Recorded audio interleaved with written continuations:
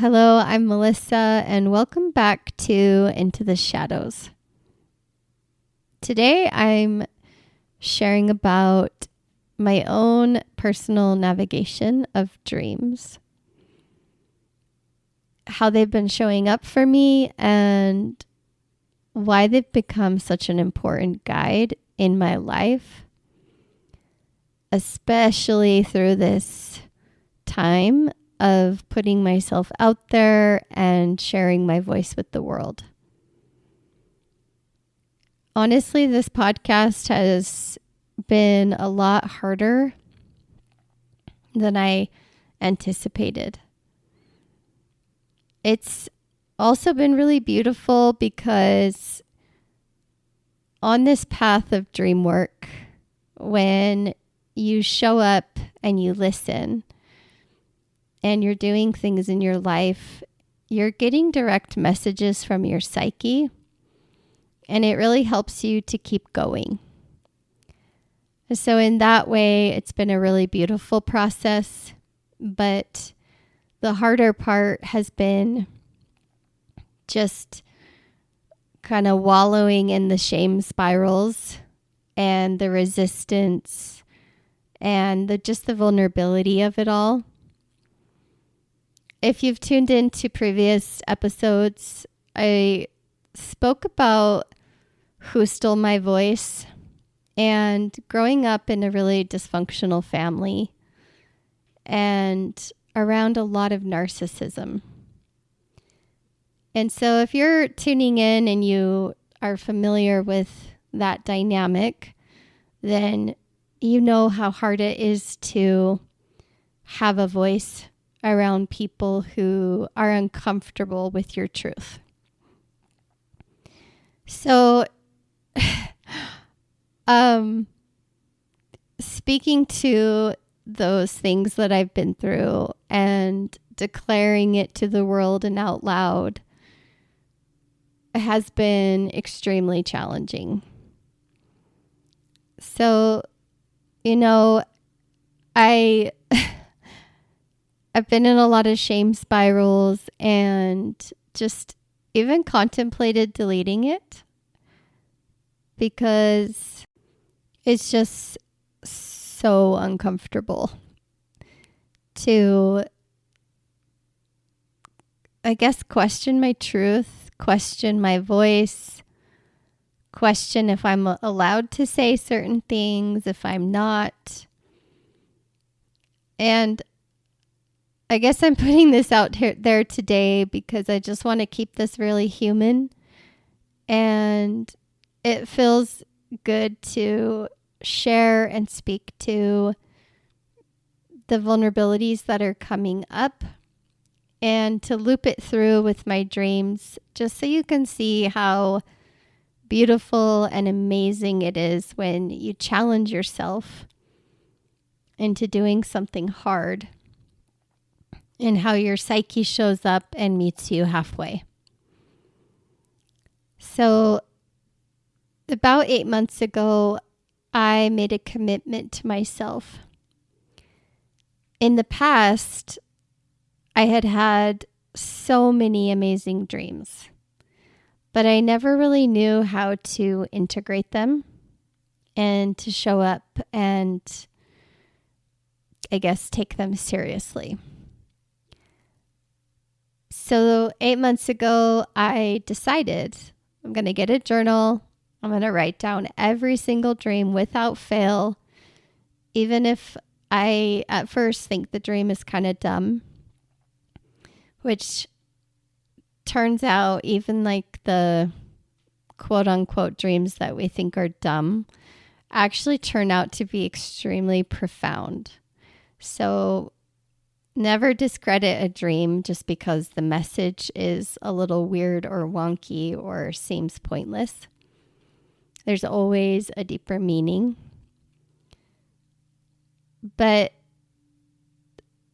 I started journaling them, and then I would sit down in the mornings and close my eyes, and I would engage in an active meditation with my dreams. So what does that mean? It means I would sit there and go back into the dream and be the observer and really listen to the signs and the symbols and try and figure out what they were trying to tell me. I also engaged in doing art as a practice of integrating my dreams. And I have so many cool stories about that. I can't wait to share that in future episodes. But I'm bringing this up now because I'm hoping that for those of you who are like me, like scared to share your voice or your truth, I hope this gives you inspiration to open your voice and share your truth and step into the unknown and the things that scare you. And ideally, if you have a good friend or someone you can lean on to make that process more supportive, of course, that's the ideal. It's really hard for me to put into words the depths of my dream world and emotional world and how much they've been guiding me. I've kind of sat with this theme and struggled to put it into words because of how vast and deep it is.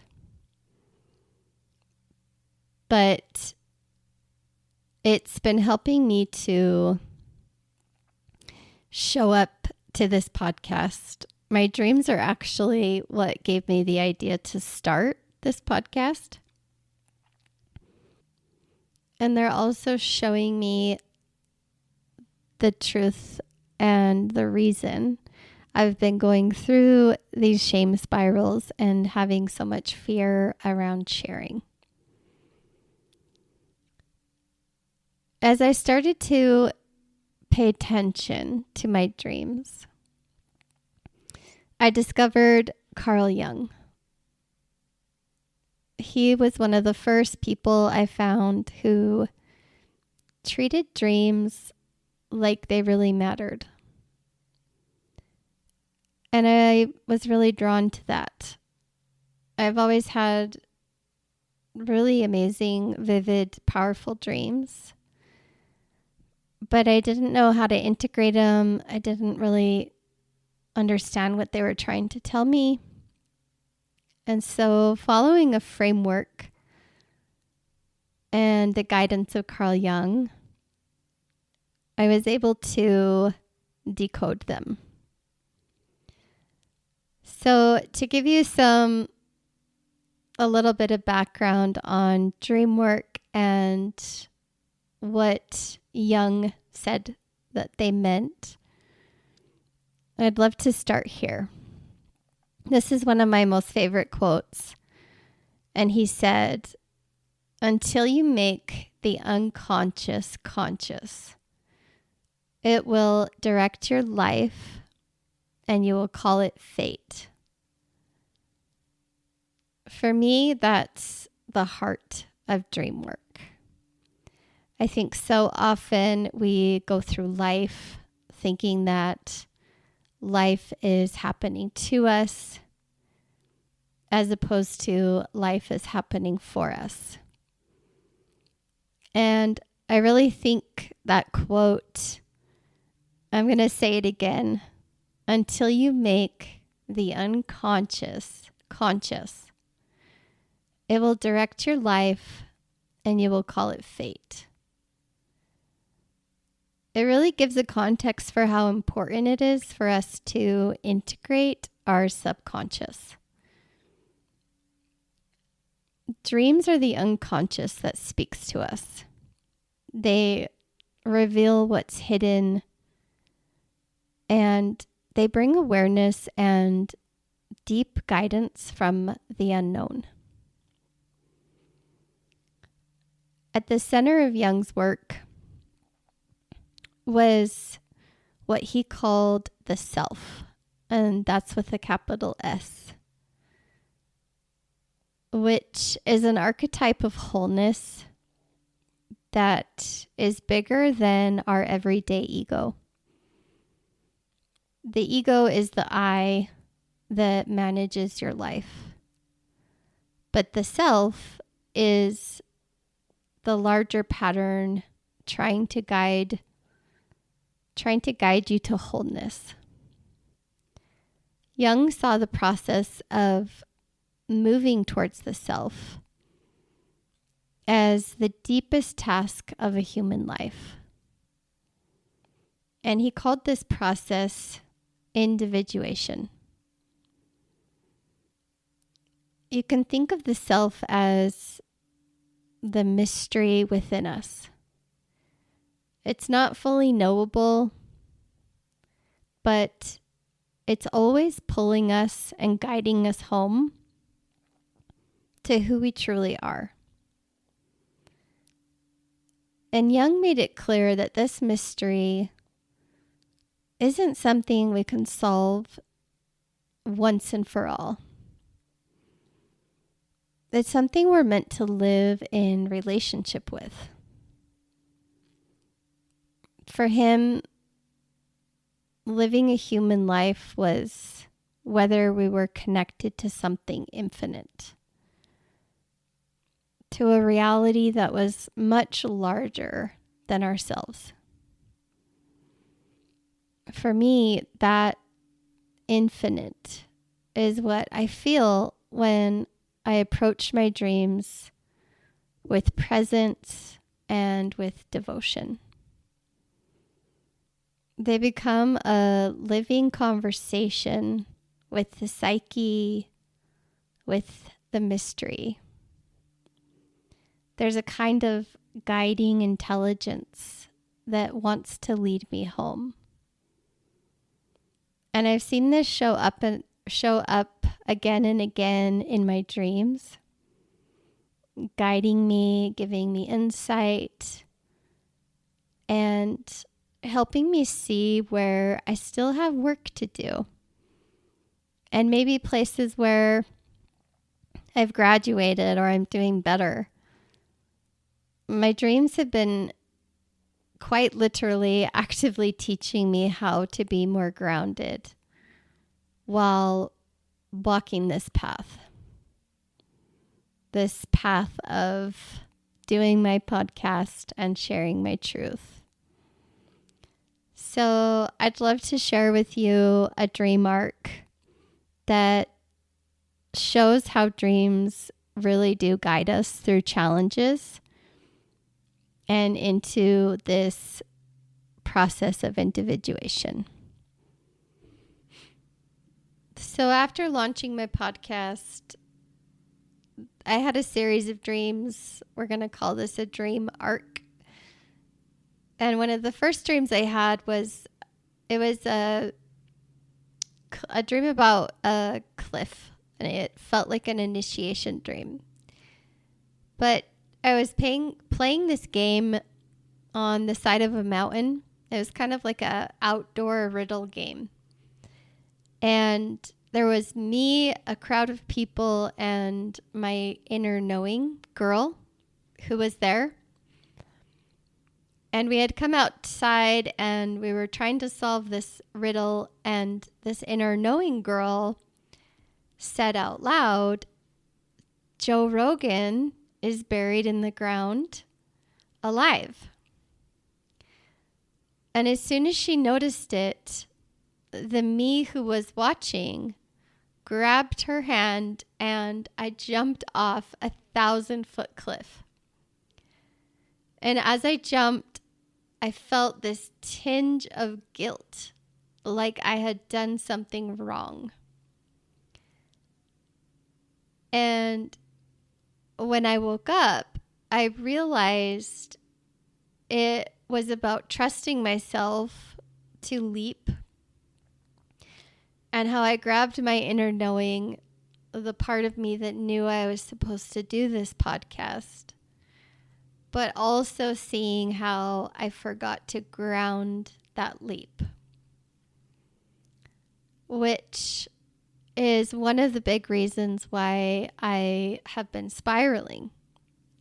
Because without grounding, the part of me who's freaking out and can't handle sharing my truth is going around in circles and doubting herself. And the other thing to mention here is Joe Rogan in dream language for me is my podcast. I shared in one of my earlier podcasts how the idea to start this podcast came through a dream, and Joe Rogan was in that dream. I don't listen to Joe Rogan very often. He's a cool dude, but he, in my dream language, symbolizes my podcast.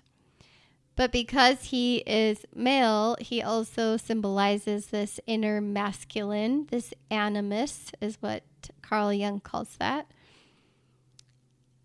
So to me, that represents being grounded and represents this podcast. So jumping off this cliff and leaping with my inner knowing was great, and I did it. But the guilt that I felt in the dream was really pointing to this lack of groundedness that my psyche was trying to guide me to bring into my life so that I wasn't spiraling out of control so much. And a few nights later, I had another dream, and this time, well, first I'll say this. The first cliff dream, I don't remember falling. I knew there was water at the bottom, but the dream ended as I was observing and watching myself jump off this cliff. So this next cliff dream felt like a continuation of that dream, in that I'm suspended halfway down this cliff, but now there's ice and snow, and I am clinging on to this ice and snow with my fingertips, like clawing myself in. And the emotion that was in this part of the dream was absolute terror and fear that I was going to fall to my death and die. And in the dream, as I looked down, I saw a group of people, and their arms were stretched wide as if to say that they were going to catch me when I decided to let go. And I woke up from that dream really emotional because support isn't something that I've always had in my life. So it was really beautiful for my psyche to show me that I am supported, even if I don't always see it in waking life. And then after that dream came this beautiful dream about a lion. And lions are often seen as a threshold guardian, a kind of archetypal figure that shows up when we're right on the edge of deep change, a kind of rebirth. In myths and in alchemy, they appear at the doorway into the unknown. And they're testing us. Are we ready to cross into the next chapter of our life? Are we able to face the unknown? Are we able to face our power? Are we able to face, integrate the fear? These are things that I'm still working on. I didn't know about this threshold guardian, but it feels really cool that it showed up. So I'll share with you now about this dream and how it showed up for me. The first part of the dream, I'm running down my old childhood street. And I look behind me and there's a lion, but this lion is huge.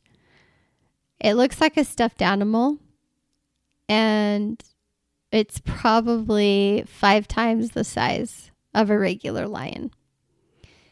And it has this long, beautiful, fluffy fur that's like moving in the wind.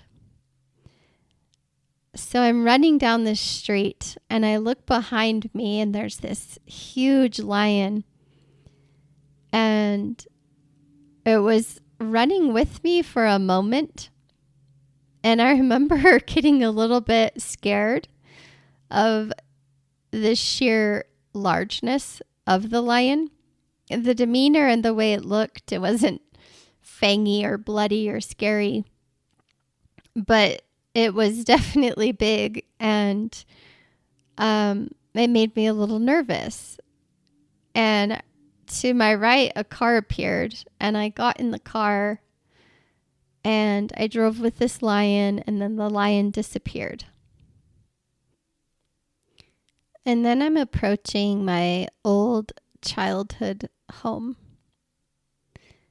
And as I look in the windows, I can tell that I don't live there anymore. But there's plants in the house and they're living. Then the next scene, I'm helping my sister move.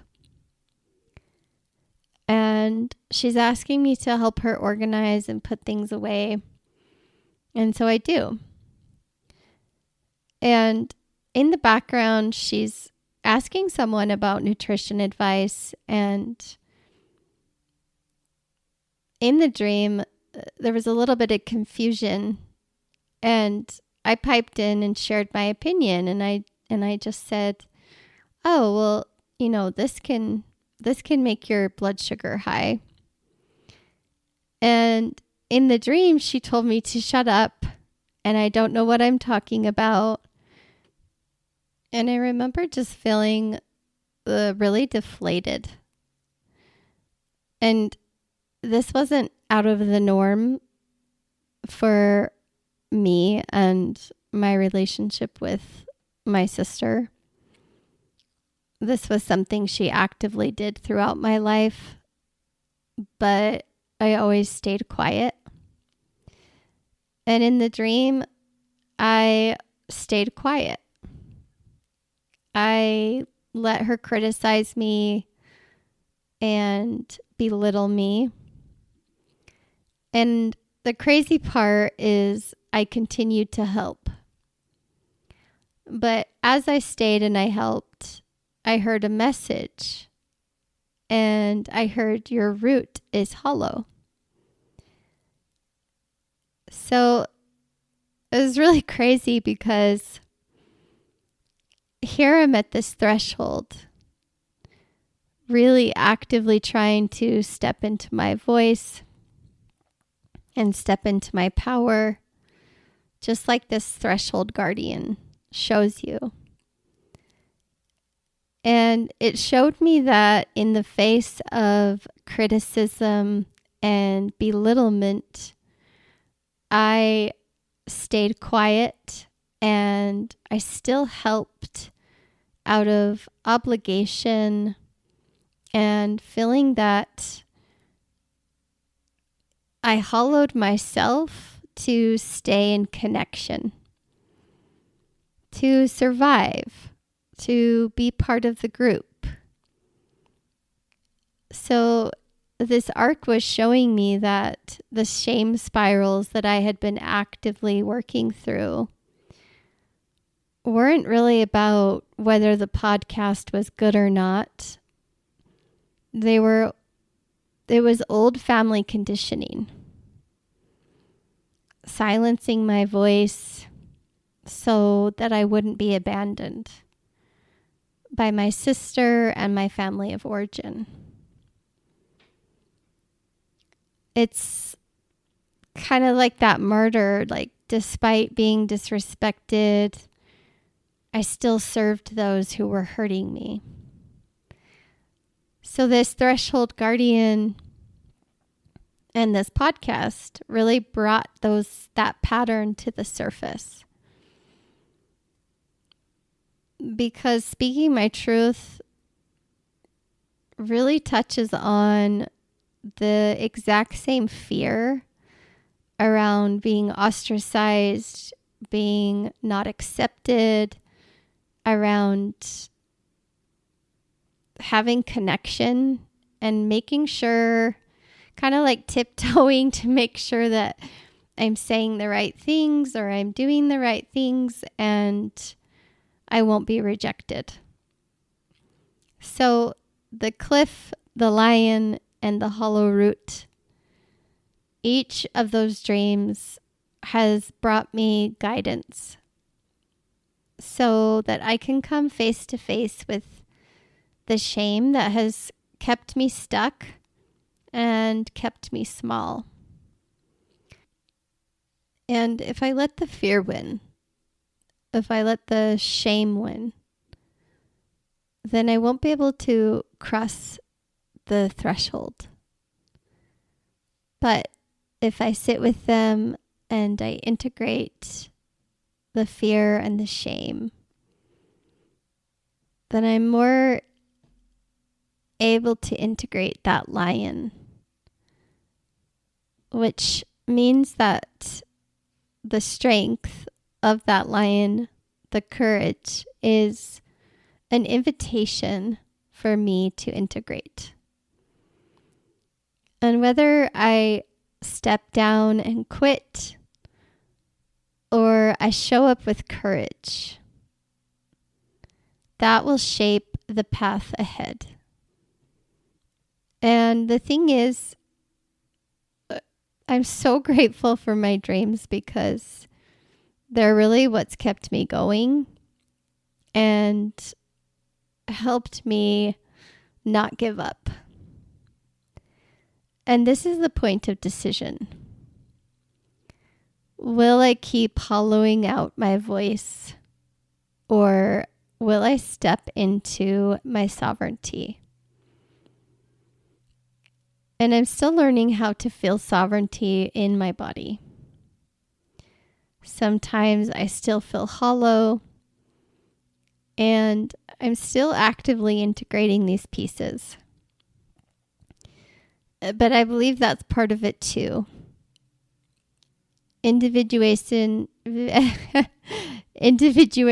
isn't instant. It's a process. In fact, Jung said it's a lifelong process. It's a continuation of returning to our wholeness. My dreams are guiding me in real time.